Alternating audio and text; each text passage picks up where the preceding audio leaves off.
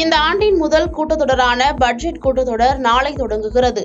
ஆண்டின் முதல் கூட்டத்தொடர் என்பதால் முதல் நாளில் இரு அவைகளின் கூட்டத்தில் குடியரசுத் தலைவர் திரௌபதி முர்மு உரை நிகழ்த்துகிறார். நாளை மறுநாள் மத்திய பட்ஜெட் தாக்கல் செய்யப்படுகிறது. இந்த ஆண்டு நாடாளுமன்ற தேர்தல் நடைபெறவுள்ளதால் இடைக்கால பட்ஜெட் மட்டுமே இந்த தொடரில் தாக்கல் செய்யப்படுகிறது.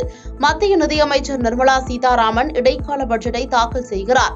நாடாளுமன்ற பட்ஜெட் கூட்டத்தொடர் அடுத்த மாதம் 9ஆம் தேதி வரை நடைபெறுகிறது. இந்நிலையில் இந்த கூட்டத்தொடரை சுமூகமாக நடத்துவதற்கு எதிர்க்கட்சிகளின் ஒத்துழைப்பை பெறுவதற்காக நாடாளுமன்றத்தில் இன்று அனைத்து கட்சி தலைவர்கள் கூட்டத்திற்கு மத்திய அரசு ஏற்பாடு செய்துள்ளது. இதற்காக முறைப்படியான அழைப்பு விடுக்கப்பட்டுள்ளது. இந்த கூட்டத்தில் நாடாளுமன்ற கட்சி தலைவர்கள் மற்றும் அவர்களது பிரதிநிதிகள் கலந்து கொள்வார்கள்.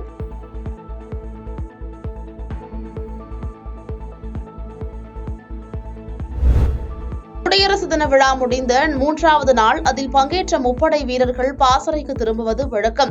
இந்நிகழ்வு டெல்லியில் உள்ள விஜய் சவுக்கில் நடைபெற்றது. முப்படைகளை சேர்ந்த வீரர்கள் இசை கருவிகளை இசைக்க குடியரசுத் தலைவர் திரௌபதி முர்மு நிகழ்ச்சி நடைபெறும் இடத்திற்கு வந்தபோது பிரதமர் நரேந்திர மோடி மற்றும் ராணுவ அமைச்சர் ராஜ்நாத் சிங் ஆகியோர் வரவேற்றனர்.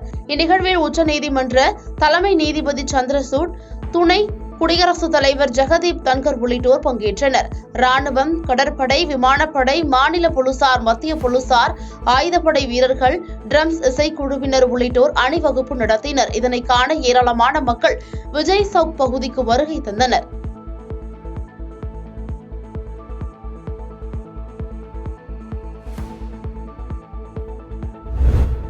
அடல் பிகாரி வாஜ்பாய் கடந்த 2001 ஆட்சியில் இருந்தபோது சிமி அமைப்பு முதலில் தடை செய்யப்பட்டது. இந்நிலையில் பயங்கரவாதத்தை ஊக்குவிப்பதிலும் நாட்டில் அமைதி மற்றும் மத நல்லிணக்கத்தை சீர்குலைப்பதிலும் ஈடுபட்டதற்காக சிமி அமைப்பின் மீது விதிக்கப்பட்ட தடையை மேலும் 5 ஆண்டுகளுக்கு மத்திய அரசு நீட்டித்துள்ளது.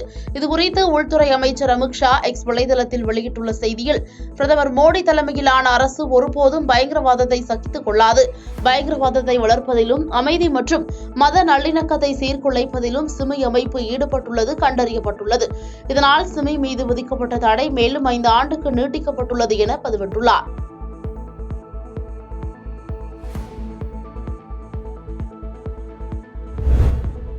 சட்டவிரோத பண பரிமாற்ற வழக்கில் செந்தில் பாலாஜி கடந்த ஆண்டு ஜூன் 14ஆம் தேதி அமலாக்கத்துறையால் கைது செய்யப்பட்டார். மருத்துவ காரணங்களுக்காக ஜாமீன் கோரி செந்தில் பாலாஜி தரப்பு உச்சநீதிமன்றத்தில் தாக்கல் செய்த மனு தள்ளுபடி செய்யப்பட்டது. இந்நிலையில் ஜாமீன் வழங்க கோரி செந்தில் பாலாஜி தரப்பில் சென்னை உயர்நீதிமன்றத்தில் மீண்டும் மனு தாக்கல் செய்யப்பட்டது. அந்த மனுவில் தன்னை கைது செய்யும் நோக்கில் ஆவணங்களில் அமலாக்கத்துறையினர் திருத்தம் செய்துள்ளதாகவும், தங்களுக்கு ஆவணங்கள் முழுமையாக வழங்காமல் விசாரணை தொடர்வது முறையற்றது எனவும் தெரிவிக்கப்பட்டது. இந்த மனு நீதிபதி ஆனந்த் வெங்கடேஷ் முன்பு விசாரணைக்கு வரவுள்ளது.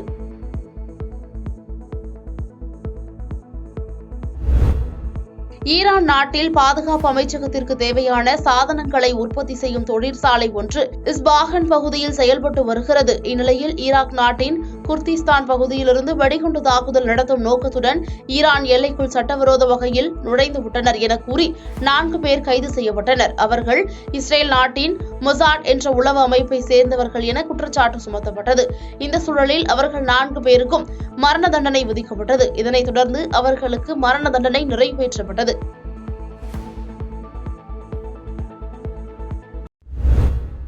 ஈரோடு மாவட்டம் நஞ்சனாபுரம் பகுதியில் உள்ள கொங்கு கலை மற்றும் அறிவியல் கல்லூரி நிர்வாகம் சார்பில் தனியார் பேருந்து மூலம் 50 மாணவ மாணவிகள் உட்பட 3 ஆசிரியர்கள் சுற்றுலாவிற்கு அழைத்துச் செல்லப்பட்டனர். பேருந்தை சேலம் மாவட்டத்தை சேர்ந்த கோபி என்பவர் ஓட்டிச் சென்றார். இந்நிலையில் பேருந்து ஈரோடு பெருந்துறை ரோட்டில் 500 மீட்டர் தூரத்தில் உள்ள வளைவில் பேருந்து வேகமாக திரும்பிய போது திடீரென கட்டுப்பாட்டை இழந்து விபத்துக்குள்ளானது. இந்த விபத்தில் 40க்கும் மேற்பட்ட மாணவ மாணவிகள் காயமடைந்த நிலையில் சிகிச்சைக்காக ஈரோடு அரசு மருத்துவமனையில் அனுமதிக்கப்பட்டனர். படுகாயமடைந்த திருப்பூர் மாவட்டத்தை சேர்ந்த ஸ்தா என்பவர் பரிதாபமாக உயிரிழந்தார். கல்லூரி நிர்வாகத்தால் கல்வி சுற்றுலா சென்ற மாணவி பரிதாபமாக உயிரிழந்த நிலையில் கல்லூரி நிர்வாகத்திடம் மாணவியின் உறவினர்கள் இறப்பிற்கு உரிய இழப்பீடு கேட்டு மருத்துவமனையில் உடலை வாங்க மறுத்து போலீசாருடன் கடும் வாக்குவாதத்தில் ஈடுபட்டனர். இதனால் மருத்துவமனையில் சிறிது நேரம் பரபரப்பு நிலவியது. செங்கல்பட்டு மாவட்ட ஆட்சியராக பணியாற்றிய ராகுல் நாத்திற்கு புதிய மாவட்ட ஆட்சியர் அலுவலக கூட்டரங்கில் பிரிவு உபசரிப்பு விழா நடைபெற்றது. இந்த நிகழ்வில் குறு சிறு மற்றும் நடுத்தர தொழில் நிறுவனங்கள் துறை அமைச்சர் தாமோ அன்பரசன், செங்கல்பட்டு புதிய மாவட்ட ஆட்சியர் அருள்ராஜ், காஞ்சி நாடாளுமன்ற உறுப்பினர் கா செல்வம், சட்டமன்ற உறுப்பினர்கள் வரலட்சுமி மதுசூதனன், SS பாலாஜி ஆகியோர் பங்கேற்று வாழ்த்துரை வழங்கினர். இந்த நிகழ்வில் மாவட்ட வருவாய் அலுவலர் சுபா நந்தினி, செங்கல்பட்டு சார் ஆட்சியர் நாராயண சர்மா, கூடுதல் ஆட்சியர் அனாமிகா, மாவட்ட பயிற்சி ஆட்சியாளர்கள் ஆனந்த் குமார் சிங், பிரியா ஆகியோர் பங்கேற்றனர். கோவை மருதமலை பகுதியை சேர்ந்த மனோஜ்குமார் என்ற இளைஞர் ஒருவர் வேலைக்கு சென்ற இடத்தில் மதம் மாற சொல்லி அடித்து துன்புறுத்தியதாகவும், தன்னுடைய கல்லூரி சான்றிதழ்களை வாங்கி வைத்துக் கொண்டு தர மறுப்பதாகவும், 2 ஆண்டுகள் வேலை செய்ததற்கான சம்பளத்தையும் தர மறுப்பதாக மாவட்ட ஆட்சியர் அலுவலகத்தில் மனு அளித்தார்.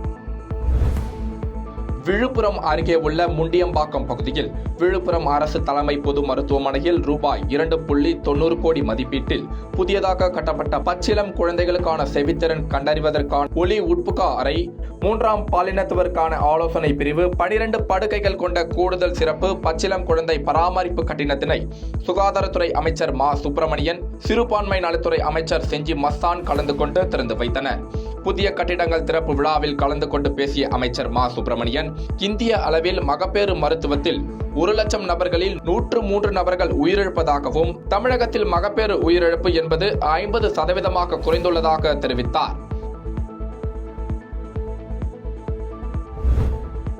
விழுப்புரம் மாவட்டம் செஞ்சி அடுத்த முட்டத்தூர் ஆஞ்சநேயர் கோவில் அருகே திருச்சி மாவட்டம் மணப்பாறையில் இருந்து திருவண்ணாமலை மாவட்டம் ஆரணி பகுதிக்கு 24 டன் நெல் மூட்டைகளை ஏற்றிச் சென்ற லாரியானது ஓட்டுநரின் கட்டுப்பாட்டை இழந்து சாலையில் நடுவே கவிழ்ந்து விபத்துக்குள்ளானது.